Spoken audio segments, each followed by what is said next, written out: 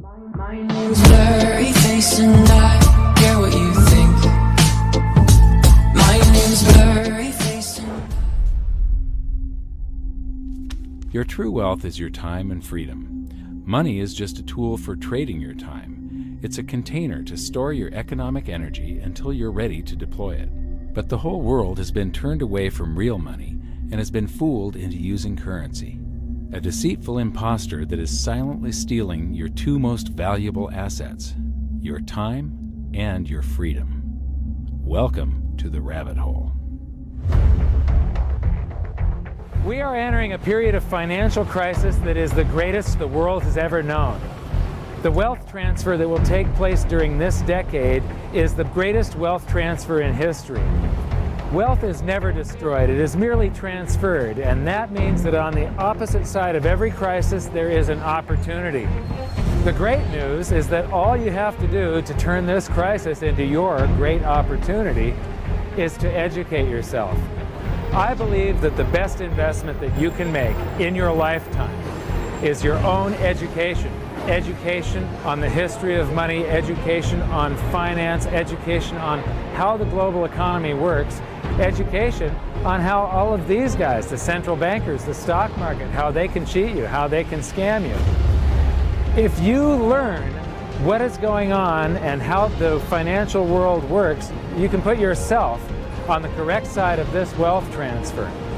Winston Churchill once said that the further you look into the past, the further that you can see into the future. This program is all about creating your own crystal ball, being able to gaze into the future, being able to change this crisis, the greatest crisis in the history of mankind, into your great opportunity.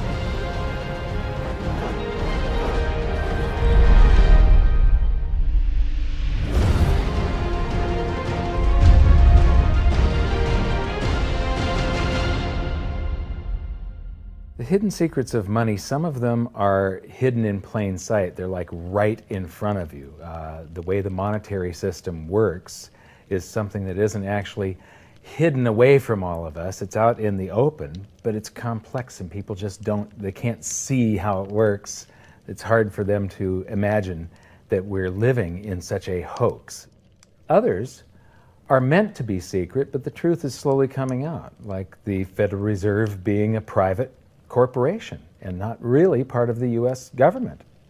But when I started studying this, what I found was that there was no place that I could point people to where they could get it all in one spot.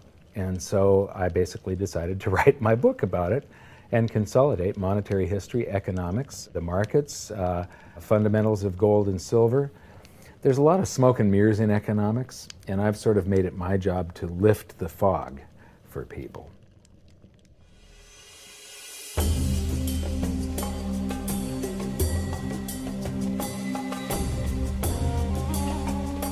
Welcome to Egypt.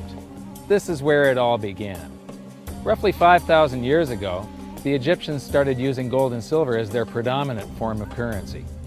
But it was not yet money. The pieces of gold and silver that they were using were odd sizes and weights, odd purities, so it still was not interchangeable, where each unit is the same as the next. This meant that nothing really had a price yet. You couldn't put a price of so many coins on something because they didn't have coins yet. Trade was still difficult. It was still a guessing game when it came to the exchange of values. One of the reasons that we are in the financial mess that we are today globally is that people do not understand the difference between currency and money. Currency is a medium of exchange, a unit of account. It is portable, durable, divisible, and something called fungible. Fungible means that each unit is the same as the next unit. $1 in my pocket buys the same amount as $1 in your pocket. Money is all of those things plus a store of value over a long period of time. Even financial planners, bankers, your accountant, they don't understand the difference between currency and money. The currency in your pocket is a medium of exchange. It's a unit of account because it's got numbers on it. It's somewhat durable, it's portable, it's divisible in that you can make change, and it's fungible. A dollar in my pocket buys the same amount as a dollar in your pocket. But because governments can print more and more and more of it and dilute the currency supply, it's continually transferring wealth out of your pocket, out of your bank account, to the government and to the banking system. The reason that gold and silver are the optimum form of money is because of their properties. It's an easy medium of exchange because gold and silver store a large amount of value in a very small area. It's a unit of account. Pure gold has the same value all over the planet. So an ounce of gold buys the same amount here in Egypt as it would in China or in the United States. It's durable. The same gold that Egyptians were using in trade 5,000 years ago is still here with us today. It does not corrode. It's divisible. You can make change with it. It's very portable. You could use something like oil as money. It's just that you can't carry around a barrel of oil on your back.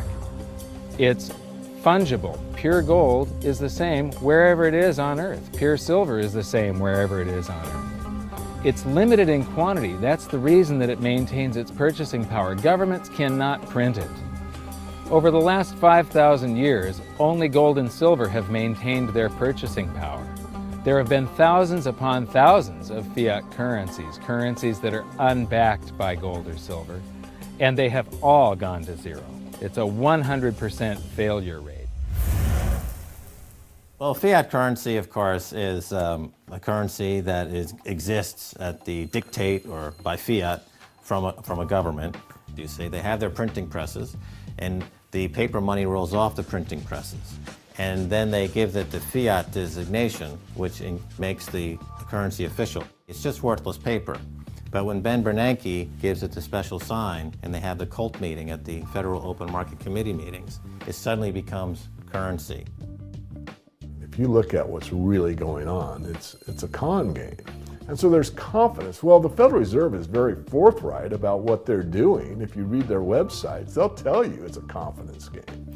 They tell you that there's no intrinsic value in their money. They'll tell you that they print it backed by absolutely nothing. They actually display all these facts.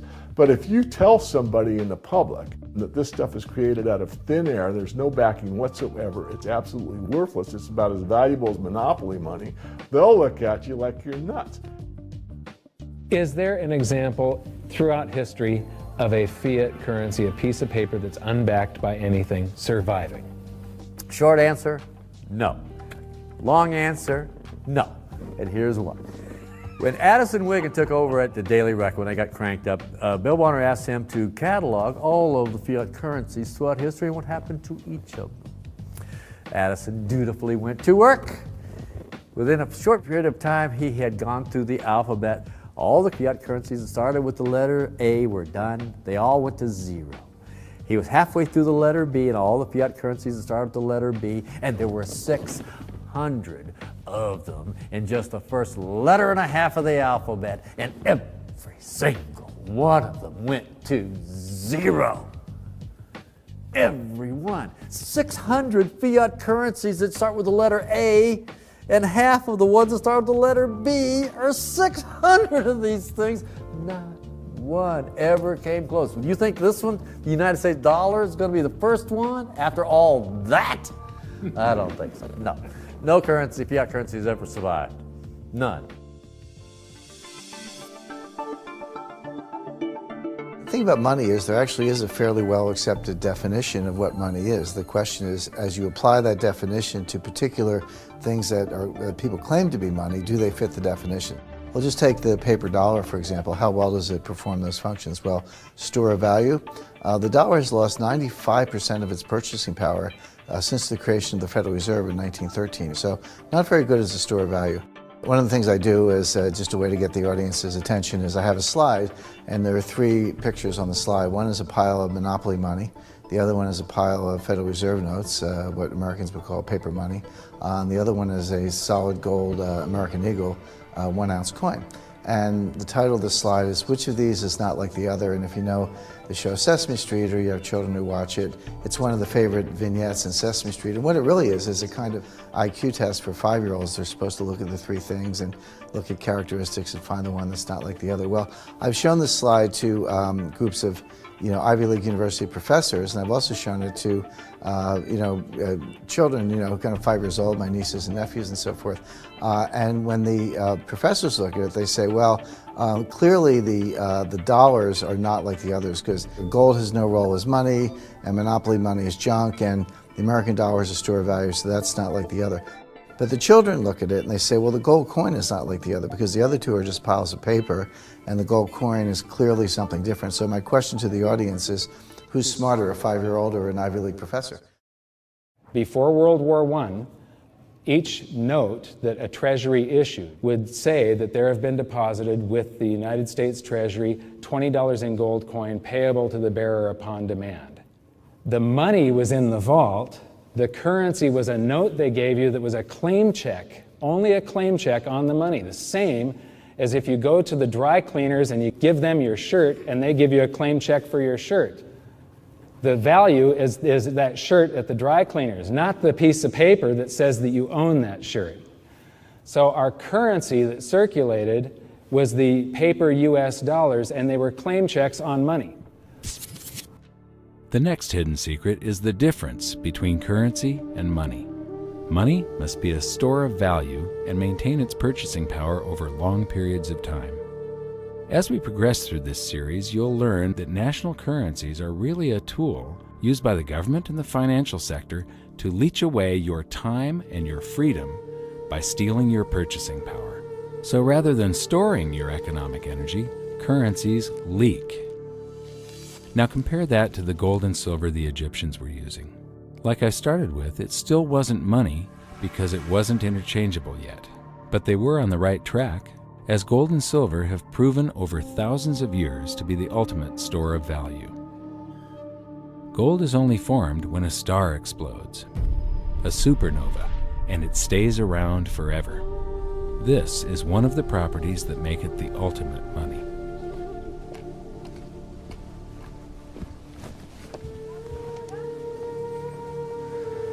People are amazed that after 5,000 years, the pyramids are still here. But what I'm more amazed at is that the currency that the people that built this were using, that currency, that gold and silver that they were using in trade on a daily basis, is still around today. It may have been melted down and re-refined, and it's in a coin or a bar or in some piece of jewelry, but it's still with us today, and it still purchases something. Yes, it is the ultimate money because there is nothing else even in the same league. It's divisible, it's permanent, it's a store of value, it's a unit of account. It's got everything you want out of money, but it doesn't go away, and it can't be increased. That is what makes gold the most beautiful money of all. What more could you ask out of a money? It keeps governments under control. You can maintain a solvent system. Governments don't like gold at present because they're getting away with the fiat currencies, and they'll do everything they can to discredit it as an asset class. I mean, my goodness, gold has outperformed the Dow Jones Industrial Average in each of the last 7 years, yet it's not considered a legitimate asset class. Why? Again, it's the fear that maybe gold will be imposed on the system, that it will constrain government ability to spend beyond its means. They can't print it. They can't print it, no. The proper definition of inflation, I use Milton Friedman's definition. Inflation is an expansion of the currency supply. Deflation is a contraction of the currency supply. If you expand the currency supply, eventually prices will rise. And if you contract the currency supply, eventually prices will fall. This is a pool, but it's not a pool of water. This is the currency pool. And these are prices. And if you expand the currency supply, prices like a sponge in water have to rise to suck up the excess currency. Governments never stop printing more currency and adding currency to circulation.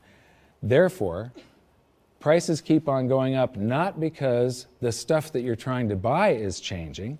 The real estate doesn't change. What has changed is the currency purchases less and less. It's the currency going down, not prices going up. The truth is, what we have that makes our world work right now is a big story. None of it's real. It's all just promises. And if you think about it, that's how currency began to work in the beginning. You know, before we had currency, we had barter. I'll give you 3 coconuts and you give me 4 fish, because that's kind of a fair exchange on coconuts to fish. But that got complicated, so we had to invent this thing called money to be a divisible, portable medium of exchange. And the challenge is that we lost that a long time ago when we lost having things of value be our currency. And now we have this thing called numbers and accounts. But trust me, it is not real. It's a big made-up story.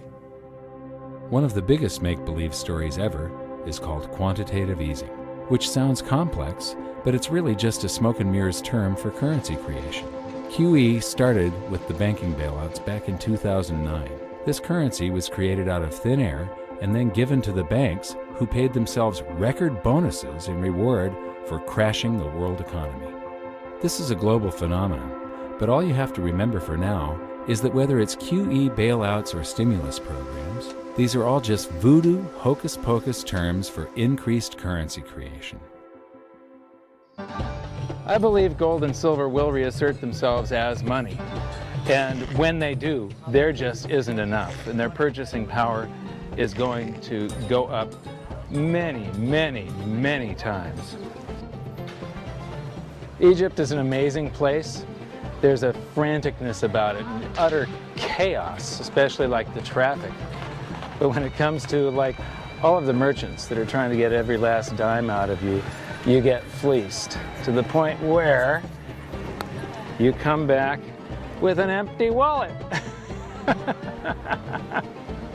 But you know what? They're amateurs compared to Wall Street.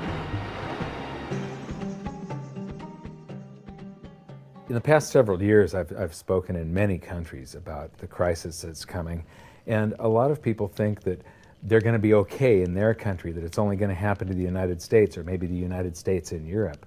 But what they don't realize is that this is a global phenomenon. I got to show you something here. This is base currency in the United States. This is the number of paper dollars that exist, basically. It took 200 years to go from no dollars in existence to 825 billion.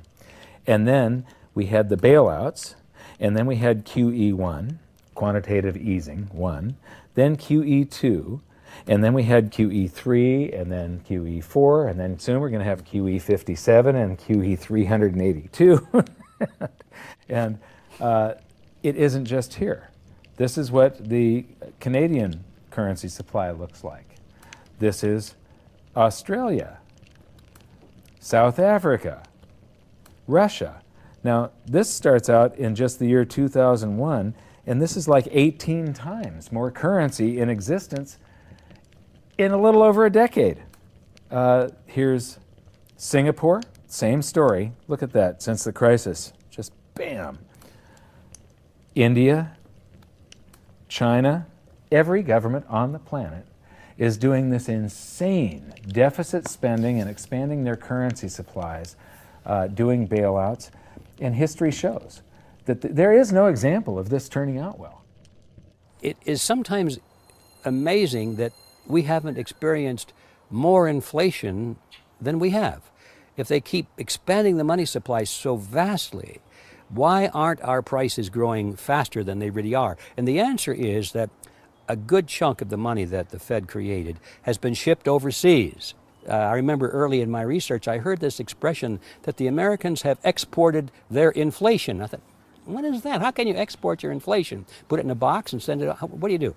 Well, now I understand. You export your inflation by simply sending all these dollars that you created to these other countries, and then they send you their refrigerators and their cars and whatever, their TV sets. So you get hardware, and they get little pieces of paper. It's a great deal for the American people for a while. For a while. Sooner or later, all of those pigeons come home to roost. When the time comes, as it looks like it's now coming, when the rest of the world is saying, we don't want to play this game anymore. Uncle Sam's dollars are just becoming worthless. There are too many of them. We've got to find something else other than American dollars. Then those dollars start to come back to America. People say, we don't want them anymore. What do we do with them? Once this revs up and we've got this little trickle of money coming back that we previously exported, once it becomes a flood and it starts to rush back, now we are getting our former exported inflation brought back to us, and then we'll see the quantity of money inside the United States grow much more rapidly even than the Federal Reserve can create it, because we're getting a previous money back.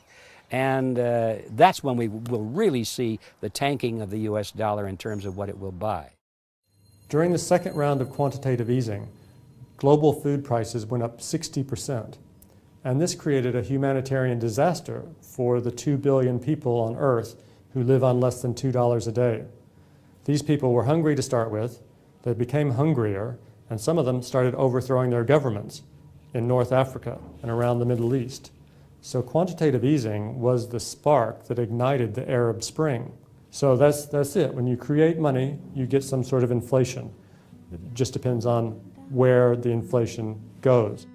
It's all going down, down, down. Peasants are reeling from a game of coins and crowns. Given the premise that you have a permanent underclass or poor class, and how does inflation affect them disproportionately? It affects them basically in the percentage of their income that goes to food. And we see this as a ratio, and we know that there are some danger points. For example, in Egypt recently, once that ratio got to 40% of income going to food and the price of food rising due to inflation, when it got to 40%, that's historically a point where people actually stage a revolution. That's exactly what we saw. The French Revolution, similarly, was all around the price of food getting to a certain critical point where people simply, the risk-reward for revolution was favorable toward revolution. When they print it up, then it all goes down. Well, exactly right, because when you have a runaway inflation, it's punishing the very people who are most productive in society. In other words, the people that produce more than they consume and save the difference. The problem is that those productive people, the savers, save in their national currency. And unfortunately, the national currency is just a fiat piece of paper at this point. So when it's destroyed through runaway inflation, that $100,000 that you were hoping to retire on doesn't exist. And the things that you were going to buy with it and provide for others don't exist either. Now what are you going to do? So that all seems pretty scary. However, this is going to happen, and you can only play the hand that you're dealt. But the great news is that gold and silver always end up doing an accounting of the expansion of the currency supplies. Basically, the will of the public and the free markets. When governments do this kind of stuff to their currency supply, they debase it. Eventually it comes back in inflation. People sense the loss of their purchasing power. They rush back to gold and silver, and they bid the value of the gold and silver up in the country until it meets or exceeds the value of all the currency in circulation. This is a process that's been going on over and over again throughout history, except this time it's happening on a global scale. It has never before happened in all countries at once. And that means that this is the greatest wealth transfer in history.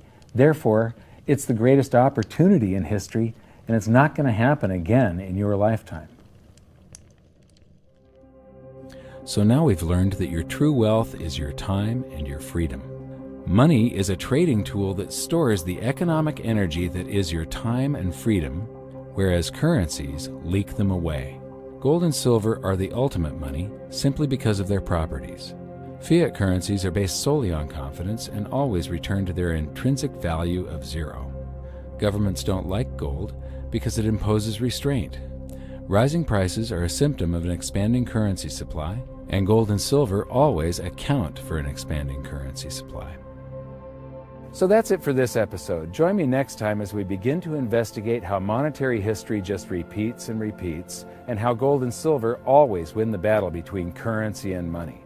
Until then, my challenge to you is to stop calling currency money. It's a crucial first step towards setting your mind free of all this economic voodoo and changing your context. You can learn more by watching the bonus features on our website, and if you have any questions, you can post them there, and we'll answer some of your questions in future bonus features. So good luck, thanks for watching, and we'll see you next time.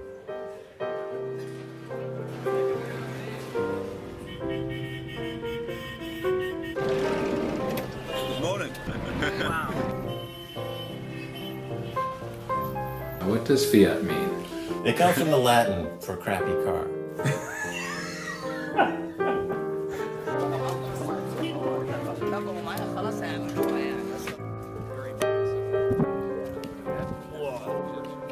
In the desert in a suit. My camel died. You're not too sure about that, are you? Huh?